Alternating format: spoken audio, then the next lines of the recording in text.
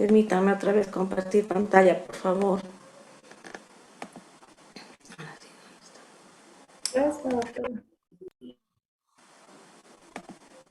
Ya.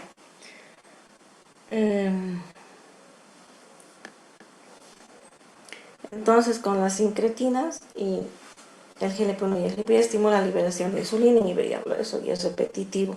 Ya no vamos a hablar de esto. Ay, Dios. Todo eso tenían que haber hablado sus compañeros que hicieron diabetes. Con los de PP4 nosotros tenemos un mejor control metabólico porque surgen medicamentos nuevos, porque pretendemos siempre medicación nueva. Es porque nosotros tratamos en endocrinología, lo vuelvo a repetir una vez hasta el cansancio, de simular lo que pasa en forma fisiológica en nuestro cuerpo. Entonces, fíjense ustedes con los de PP4, estamos en las células beta, en las células alfa.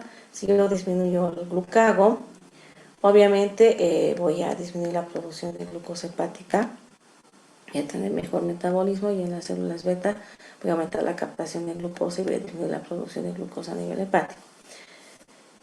Y también voy a tener otro efecto a este nivel, disminuyendo la absorción.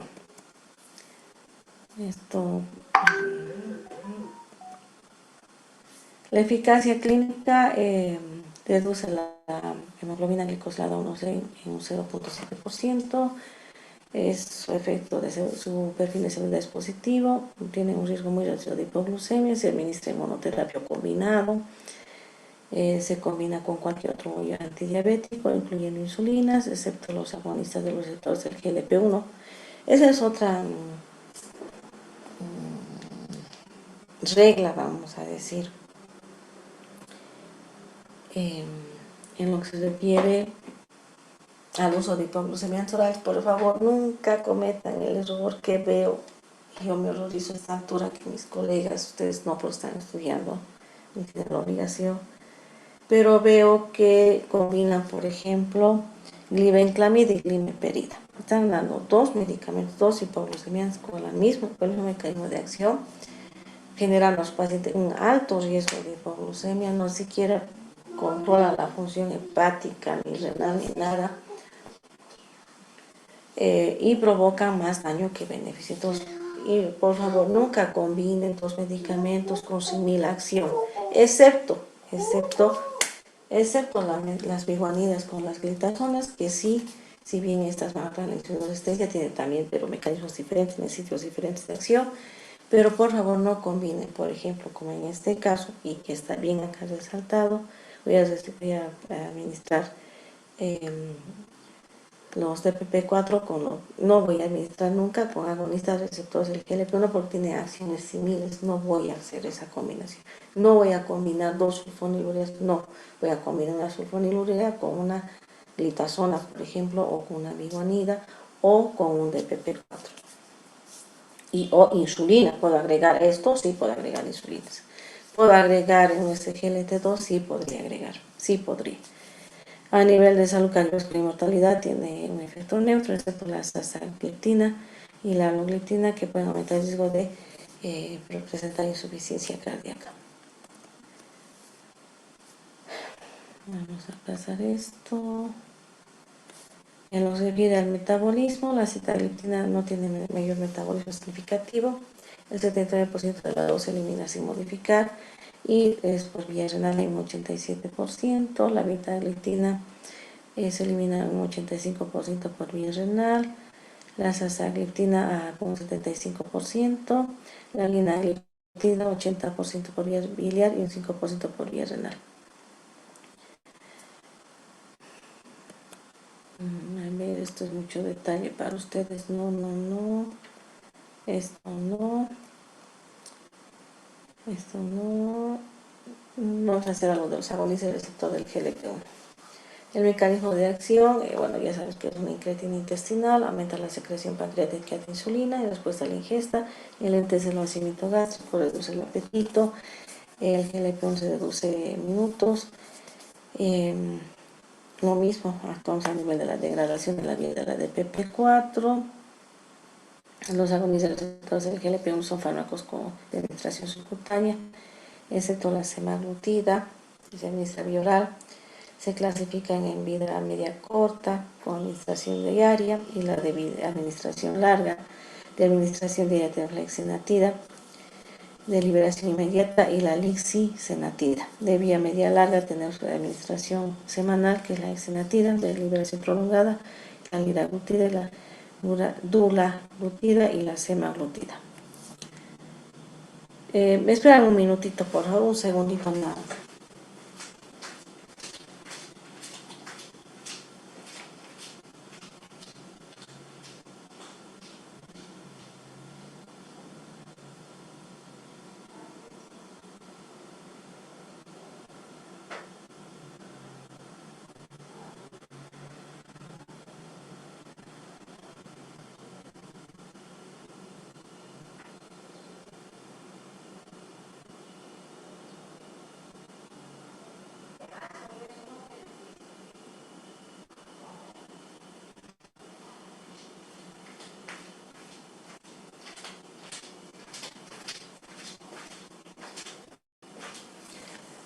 Bueno, ahí tienen los mecanismos de acción con los que el EP1 pues nos encanta utilizar, igual las de PP4, y me gusta mucho utilizarlas. De hecho, las estoy cambiando prácticamente a todos los pacientes a incretinas.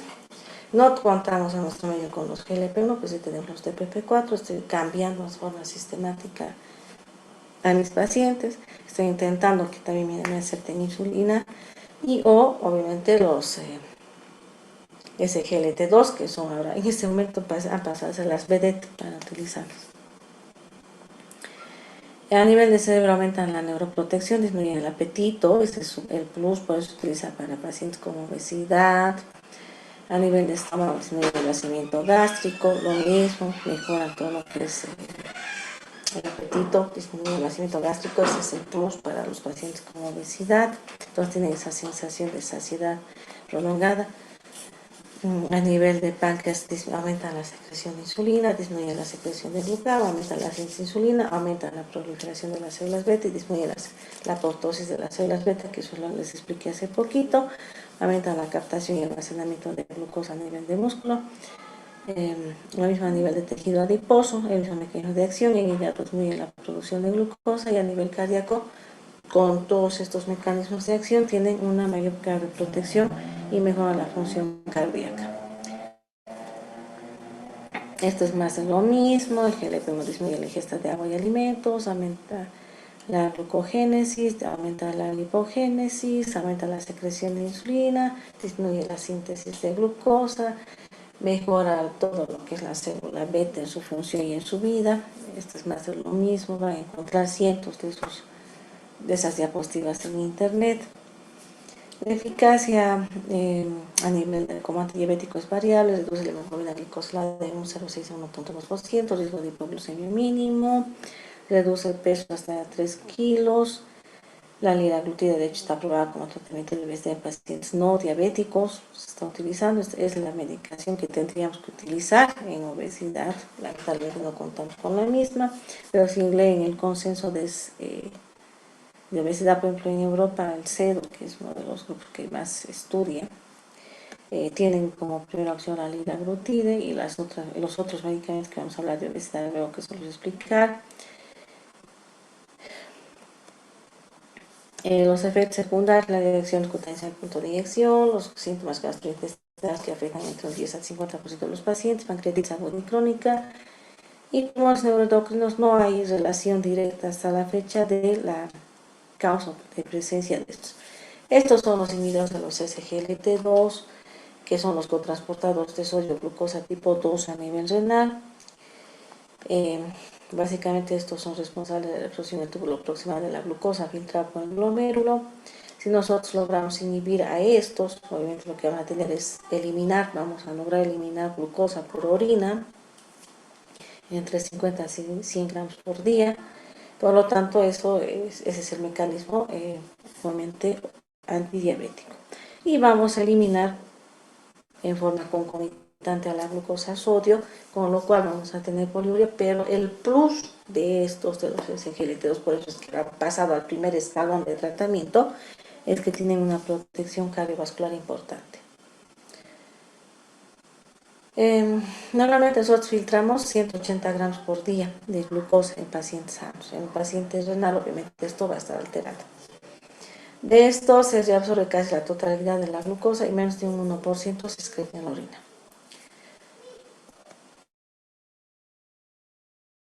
Por día. Acá tienen el mecanismo de acción. Nosotros filtramos glucosa, inhibimos a los SGLT2, por lo tanto yo voy a reducir la reabsorción de glucosa y como no voy a reabsorber esta glucosa, voy a eliminar la glucosa por riñón conjuntamente el sodio. Entonces nosotros vamos a actuar a nivel de estos receptores que son los SGLT2 inhibiendo los mismos.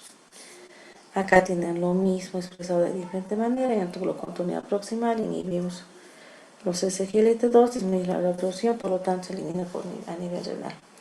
Su potencia antidiabética es reducir la hemoglobina a 1,1%. Su eficacia es más potente en pacientes con peor control basal. Tenemos un muy buen control. Riesgo de hipoglucemia prácticamente inexistentes. Obviamente vamos a perder peso 2 a 3 kilos en los primeros meses de tratamiento. Mejora la presión arterial, mejora la función cardíaca.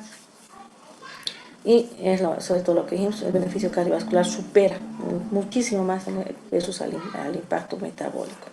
Tenemos la canagliflozina, dapagliflozina y la empagliflozina. No tenemos en nuestro medio, no contamos con esto, sin embargo, les vuelvo a repetir, muchos pacientes están importando de Chile y Argentina.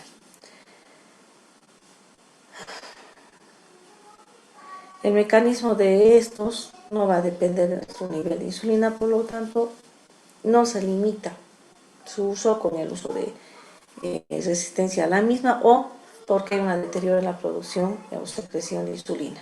O sea, no vamos a estar limitados al uso, al nivel de insulina, al grado de resistencia, nada como en el caso de las biguanidas, estamos limitados, o sea, vamos a actuar a ese nivel y va a depender qué pasa con la insulina.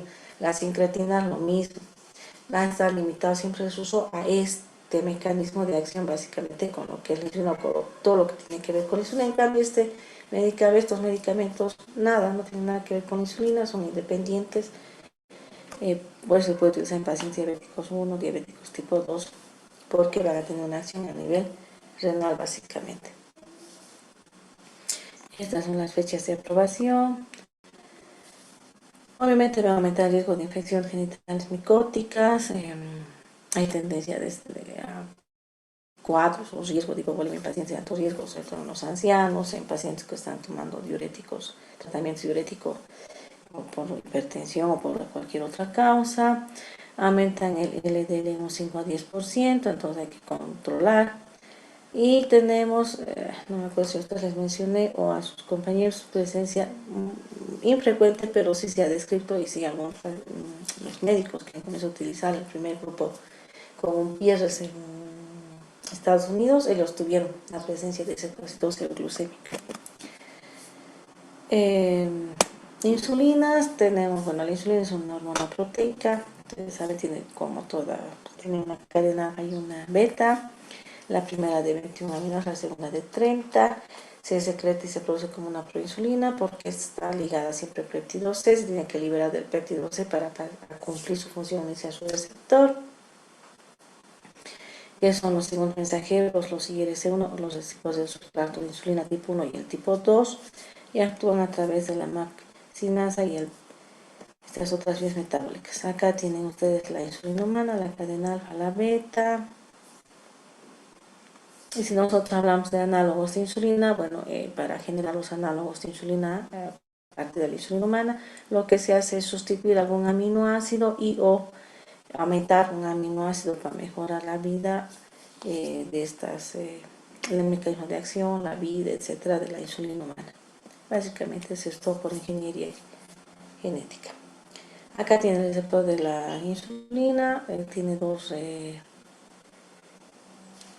es de membrana, tiene dos unidades, la alfa y la beta, actúa a nivel de la tiroquinasa con el ATP, transporte de glucosa, síntesis de proteínas, síntesis de lípidos, síntesis de glucógeno, Obviamente tiene que haber factores que van a generar expresión de genes y crecimiento. No se olviden que la hormona de insulina es una hormona anabólica de crecimiento, entonces siempre hay que tener cuidado también por ese otro lado. Bueno, obviamente eso lo utilizamos como tratamiento, pero no se olviden los otros mecanismos de acción. Es por eso que los pacientes con insulinoresistencia tienen mayor riesgo de generar cáncer, por esa otra acción que tiene la insulina a nivel de expresión de genes, cosa que no pasa acá como tratamiento, nada que ver. Estamos hablando de otros mecanismos de acción en lo que es génesis de cáncer, que no es motivo del curso.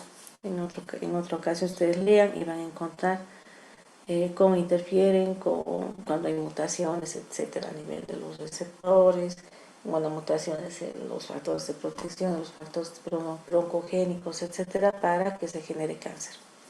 Ese es otro tema. Insulinas por origen tenemos la animal, humana y la de origen animal, la bovina y la porcina, que ya no la utilizamos. Yo llegué a utilizarla, sí, bastante. En la década de los 90 todavía utilizábamos estas. Luego obviamente pasó a la humana, las sintéticas a tener recombinantes, las semisintéticas que con sustitución de un aminoácido a partir de la porcina, y los análogos de insulina de humana que tenemos actualmente en uso, que se está pretendiendo utilizar estos básicamente porque han sido modificados, etcétera. Tiene los de acción corta, que se cambia un aminoácido, también a través de todo es ADN recombinante. Los de acción prolongada es lo mismo, cambiamos o adicionamos un aminoácido o dos aminoácidos para mejorar su acción, lo que les había explicado a partir de las cadenas alfa y beta. Con estas o podemos adicionar albúmina o ácidos grasos para mejorar siempre el mecanismo de acción por un lado, y por otro lado las vidas medias. ¿Y por qué nosotros hemos, a través de ingeniería genética, etcétera, acoplar, poner, sacar aminoácidos, lípidos, etcétera? Es porque nosotros tenemos que ver, nuevamente recaemos a lo mismo, simular lo que pasa en el cuerpo.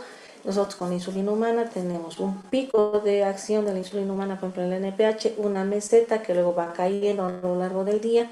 Entonces el paciente tiene riesgo de presentar o hipoglucemia en un momento dado cuando hace el pico de la insulina, o presentar hiperglucemias porque está decayendo la acción de la misma, y tenemos que aplicar una segunda, pero siempre hay esos escapes en esas curvitas que hace como montañas, que luego se nos va a explicar, de tener hiperglucemias o hipoglucemias.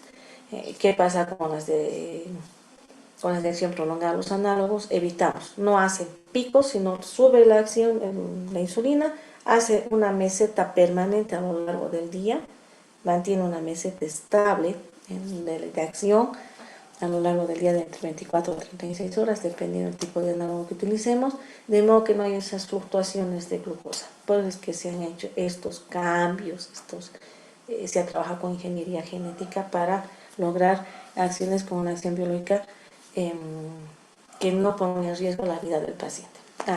Es eso. Por su acción biológica tenemos las prandiales, las basales y las premezcladas. Las prandiales son de acción rápida, los análogos, tenemos la nispro, la espártica. De acción corta, la humana, bovina, porcina, que tenemos la rápida, regular o cristalina, básicamente en la humana. En las basales tenemos la de acción intermedia, la humana, bovina, porcina, que vienen combinadas, y la de acción ultralenta. Y la de acción prolongada tenemos la humana, la bovina ultralenta, y los análogos, la garglina y el de timero. Las premezcladas vienen combinadas, por ejemplo, NPH con cristalina, por ejemplo, 70-30, 60-40,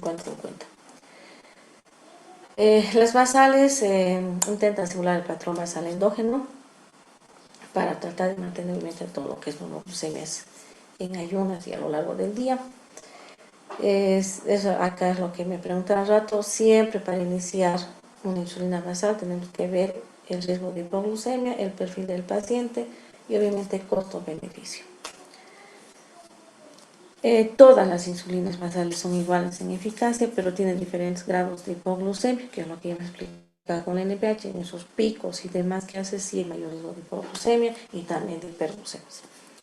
La NPH presenta un pico máximo de acción entre las 4 y 6 horas, su duración efectiva es de 12 horas, se puede administrar una o dos dosis y es posible la combinación con fármacos orales. El Detemir es un análogo soluble de insulina, la duración de acción depende de la dosis, 12 horas para dosis de 0,2 unidades kilo peso y 20 horas para dosis de 0,4 unidades kilo peso. Y se puede administrar hasta dos dosis para cubrir las 24 horas. Entonces acá viene la garglina, que es de acción más lenta, que es la que estamos utilizando en la fecha. Pretendemos utilizar todos, el problema es el costo. Una NPH cuesta, una humana NPH cuesta 80 bolivianos, desde 80 la conseguimos, de buena calidad, versus una garglina que está pues alrededor de 400, 600 y o 200 bolivianos. O sea, si comparamos un frasco de 100 unidades versus la otra, ¿no? Más o menos ese es el costo. Entonces, en nuestro medio es difícil meterla por el valor económico, por factores económicos básicamente.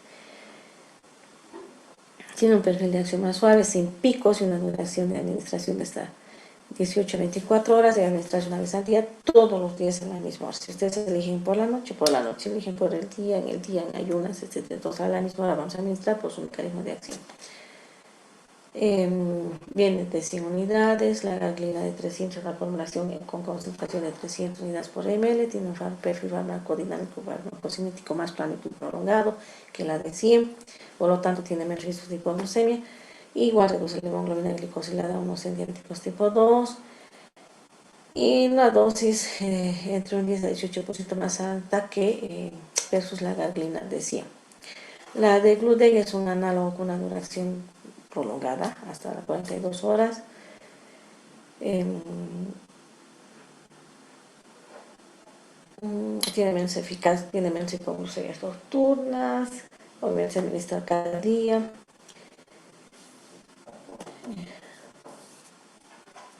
Ahí. Un segundo.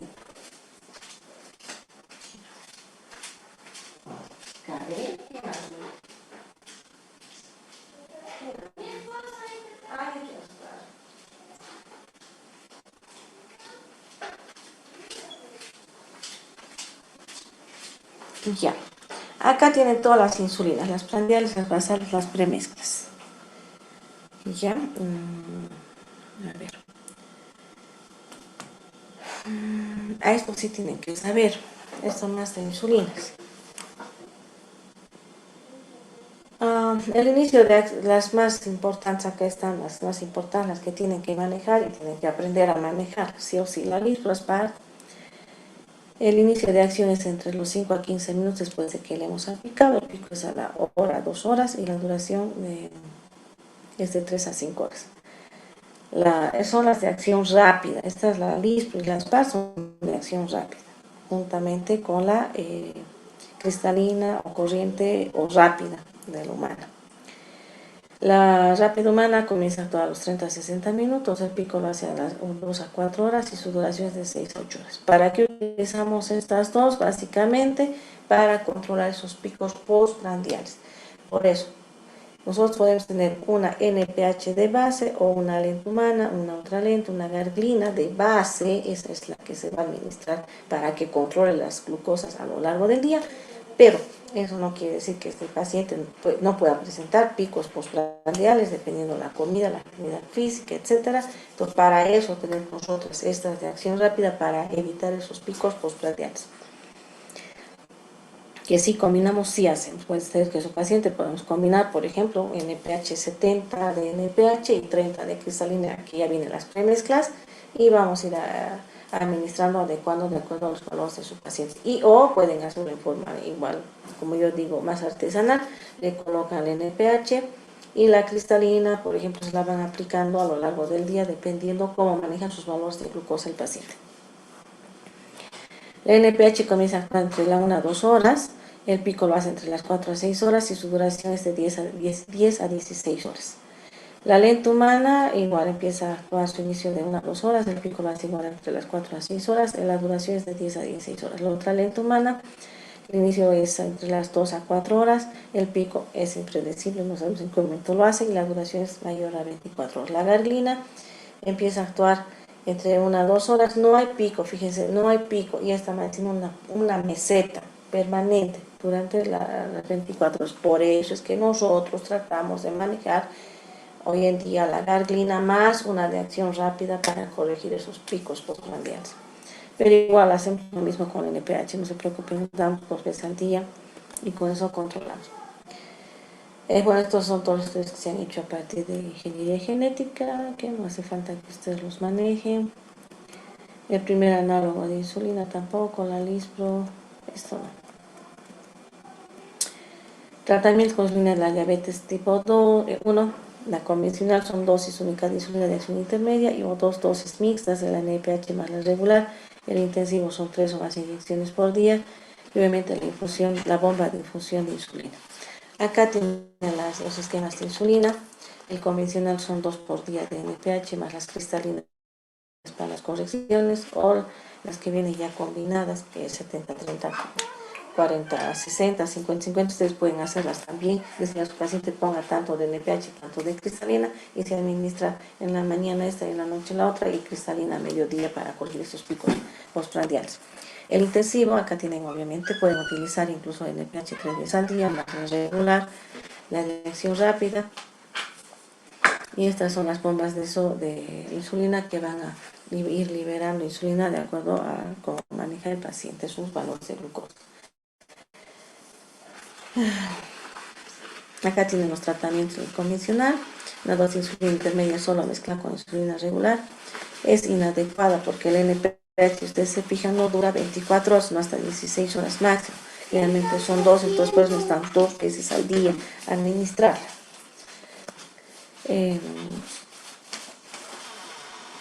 Las 2 dosis de insulina intermedia, la NPH mezclada con insulina regular, que es la que en general utilizamos, tiene un mejor control de glucosas diurnas y nocturnas. Generalmente damos 2 tercios por la mañana, 1 tercio en la noche, y es un control cercano al ideal. Ahora acá tenemos que ser muy hábiles en el manejo para lograr estas premezclas. El intensivo son 3 o más inyecciones al día, dosis mixtas antes del desayuno, dosis de insulina regular antes de la cena, intermedia al acostarse, efecto intermedio o largo al acostarse, más múltiples dosis de insulina regular durante el día, etc. Tiene un mejor control y mayor flexibilidad. Solemos hacer esto cuando el paciente aprende a manejar la insulina, sobre todo la humana, hace milagros. Entonces se automonitorea solo, va y come lo que quiere. Por ejemplo, para Todos Santos se han comido masitas y mondongo y demás, y ellos ya saben cuánto tienen que administrar de cristalina. 15 minutos antes se cierran al baño y van, se administran, comen. Es decir, el paciente muy bien educado con insulina humana se maneja muy bien, porque a lo largo del día va a ir corrigiendo con cristalina de acuerdo a hacer el cálculo de calorías que va a consumir y va corrigiendo con cristalina a lo largo del día. Pues tenemos que manejar siempre el tratamiento desde el punto de vista nutricional para que el paciente aprenda a calcular cuánto de calorías va a ingerir a lo largo del día, en qué momento se corrige. Si los pacientes ya son autónomos, prácticamente no dependen de nosotros. Esa es la verdad, cuando es un paciente muy bien educado. Tiene que ver mucho con la educación que le dé el médico desde el punto de vista de cómo va a manejar sus insulinas, en qué momento aplicarse, cómo hacer el cálculo de su valor calórico, etcétera. Entonces no es complicado, no es mágico el uso de la insulina. Me hubiera gustado tener una clase solo de insulina con ustedes para explicarles, pero bueno, nos pisa el tiempo. Hemos empezado muy tarde la materia. ¿Cuándo utilizar? Obviamente cuando no logramos nuestro objetivo. El propósito de la terapia con insulina es evitar complicaciones agudas y crónicas, evitar hospitalizaciones, minimizar síntomas de hiperglucemia, reducir obviamente los riesgos de hipoglucemia severa. En los niños, lograr el crecimiento lineal, mantener el peso apropiado y no interferir con la vida social del paciente. Por eso el paciente aprende a manejar sus insulinas, aprende a manejar sus valores calóricos. Lo voy a repetir: cuando está tan bien educado el paciente, solito va al baño, se administra, puede compartir matrimonios, defunciones, etcétera. Va a estar en todos los eventos sociales, ya no va a haber ese aislamiento del paciente, cosa que no pasa con los hipoglucemiantes orales, porque el hipoglucemiante oral no le da esa flexibilidad al paciente. Y ya. Bueno, esto ya no. Es la insulinización temprana, que no la voy a pasar con ustedes. Ya. ¿Dudas hasta ahora? Por favor. Cualquier duda que tengan, díganme, porque todo esto entra en el examen y les vuelvo a repetir, todo va a ser casos clínicos para que ustedes los resuelvan y aprendan ya a utilizar la medicación. La medicación, el caso clínico, etcétera, ¿no? Cualquier duda, Doctora, antes que pase, con el otro grupo hemos quedado, y si ustedes están de acuerdo, se acoplan, no es obligatorio, eso que quede claro para que no haya conflictos con la dirección de carrera. Hemos quedado que antes del examen, un día o 2 días antes al examen, 2 días antes al examen, vamos a hacer un repaso general de todo lo que se ha avanzado y algunas cosas que no se han dicho o hecho en clases se va a dar en ese momento, se va a aclarar todo para que les quede claro y no haya conflictos en el examen. Les vuelvo a repetir, esto es voluntario, no quiero quejas con dirección, no quiero nada. El que quiere asiste, el que no quiere no asiste. Es una clase de aclaración que vamos para que ustedes comprendan todo, vamos a compartir todo lo que se ha avanzado hasta el momento y es en forma voluntaria. Ustedes definan con el otro grupo si quieren hacerlo o no. ¿De acuerdo? El está otro bien, grupo doctora. ya. Entonces yo me tengo que ir, tengo otra actividad. Dígame qué preguntas tiene en este momento porque no tenemos tiempo tampoco, se termina la clase. Dígame, por favor. Doctora, el periodo que nos dijo que para pedir los laboratorios, para ver la medicación, ¿cada cuánto va a ser? Glucosas basales y postprandiales, las glucosas que de hecho se controlan en ayunas, medio durante el almuerzo, pueden hacer una postprandial o no, eso ya es ahora de acuerdo al médico que trata, a las 10 de la noche y 2 a 3 de la mañana. Lo ideal es que se haga un automonitoreo, sobre todo un paciente con mal control metabólico, tiene que hacer un automonitoreo por lo menos 3 veces a la semana en diferentes horas. En estos horarios que les he mencionado, tiene que ir jugando con sus horarios 2 veces al día, manejarse por lo menos 3 veces a la semana, hacer ese control. Las hemoglobinas glicadas no quedan dudas cada 3 meses, es el perfil lipídico, de acuerdo a los valores que tiene el paciente, en un inicio pueden hacerlo cada 45 días, luego cada 3 meses, ir jugando con los valores que va a manejar nuestro paciente en perfil lipídico y su factor de riesgo cardiometabólico. Siempre medimos perfil lipídico y riesgo cardiometabólico para ir planificando los controles. Funciones renales en el momento del diagnóstico en los pacientes con sobrepeso o obesidad. El paciente diabético 1 está descrito que podemos esperar hasta 5 años para iniciar el control de función renal. Yo lo hago no de inicio, pero por lo menos al año ya pido. Si hay una función renal, pedimos cada año y si no, dependiendo de la función renal, podemos pedir cada 3 o cada 6 meses, dependiendo siempre cómo está esa función renal. La función hepática, lo mismo, valoración cardiológica, pulsos periféricos, temperatura de la piel, características, etcétera, para descartar complicaciones crónicas. Hacemos en cada control clínico, que tendría que ser por lo menos una vez por mes o mínimamente cada 45 días, y si el paciente vive en el interior, lo que fuera, cada 3 meses. Y los índices de masa corporal hay que calcular cada consulta.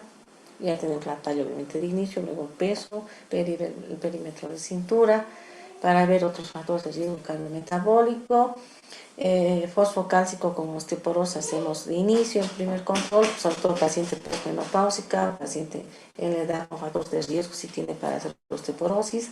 Medimos todo lo que es fosfocálcico, no es cuestión solo de densitometría, sino fosfocálcico como tal, por lo menos un calcio iónico o un calcio sérico más una vitamina D que están haciendo a la fecha, por lo menos calcio. Eso lo vamos a hacer de inicio, el calcio, para ver cómo está, para manejar también todo el metabolismo fosfocálcico. De acuerdo a la clínica, si tiene problemas de tiroides, haremos el diagnóstico, el control, el tratamiento, etcétera. Exámenes generales de orina de acuerdo a la sintomatología, obviamente de inicio en el diagnóstico vamos a hacer, obviamente. Si el paciente está descompensado, pues ya cambia ahí la metodología del seguimiento del paciente, pero básicamente esos son los tiempos que manejamos. La evaluación cardiológica de inicio y también de acuerdo a cómo evalúa el cardiólogo o ustedes hacen la evaluación cardiológica, pues ya irán planificando si es mensual, cada 3 meses, cada 6 meses o semanal, eso va a depender de cómo está su paciente a nivel cardiovascular. Otras funciones. Bueno, ya de ahí ya tenemos que ver qué otra patología presenta el paciente, qué otro factor de riesgo presenta para ir haciendo los controles en forma periódica. Pero los principales son esos. Obviamente presión arterial, cardiovascular, pulmonar, todo eso hacemos en cada control. Pesamos a nuestro paciente, sacamos, calculamos sus índices, etcétera. Eso es en cada control médico. Una vez que hemos empezado el tratamiento, le mandamos al paciente al domicilio con los hipoglosemientos orales. A los 4 o 5 días tiene que retornar con un nuevo laboratorio para ver si está cumpliendo su objetivo nuestra medicación. Máximo 7 días o 10 días tiene que estar retornando el paciente con nuevas glucosas basales y controles pre o postprandiales que ustedes decidan pedir en su paciente. Tiene que retornar para hacer el ajuste de los hipoglucemientos orales. Con insulina tiene que hacer sí o sí un monitoreo diario, en ese caso cuando empezó a recibir insulina, y a los 4 o 5 días lo vamos a retornar. Obviamente mantenemos por teléfono en contacto para ver si ha habido picos para arriba o para abajo, para corregir los valores de insulinoterapia, etc. Básicamente es eso. Entonces pónganse de acuerdo con el otro grupo para ver cuándo nos vamos a encontrar, por favor. Está bien, doctora. Gracias. ¿Ya? Que tengan buen día. Hasta luego. Hasta luego.